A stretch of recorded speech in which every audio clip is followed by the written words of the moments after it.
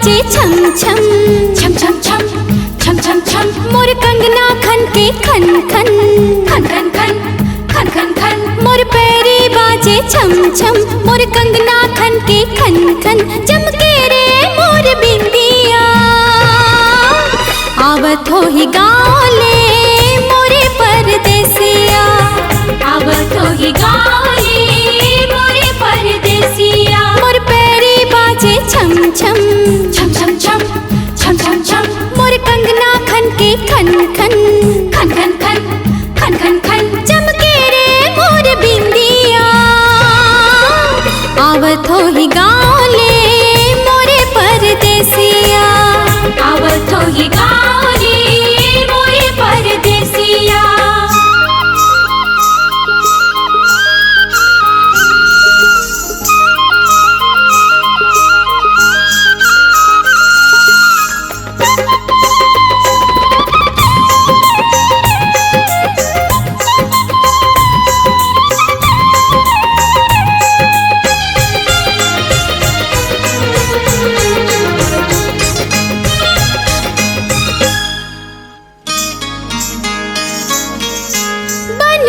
के बैठे रहो तोरे चकोरा माँ उठी उठी देखत रहो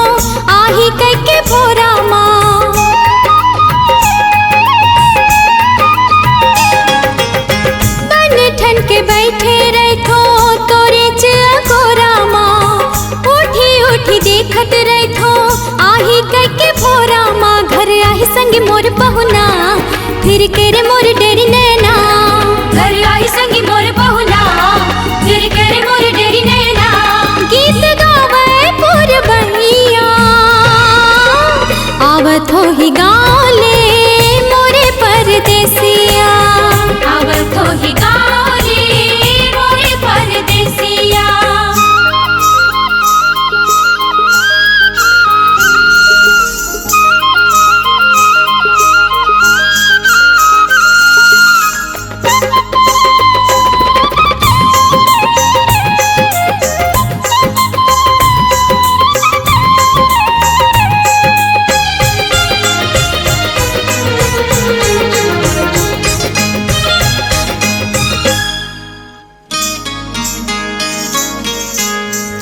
छिन देखत रहो मन के नजरिया माँ अब फूल खिल जाही रे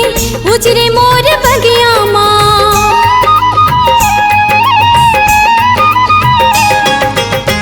छिन छिन देखत रहो मन के नजरिया माँ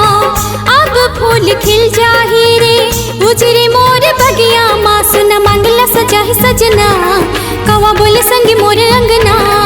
सुना मंगला सजाही सजना कवा बोले संगी मोरे अंगना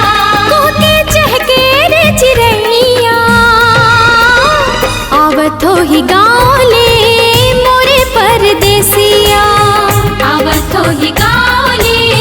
मोरे परदेसिया मोर पैरी बाजे छम छम मोर कंगना खन के खन खन मोर पैरी बाजे छम छम मोर कंगना खन के खन खन चमके रे मोर बिंदिया आवत हो ही गाँव ले मोरे परदेसिया आवत हो ही गाँव ले मोरे परदेसिया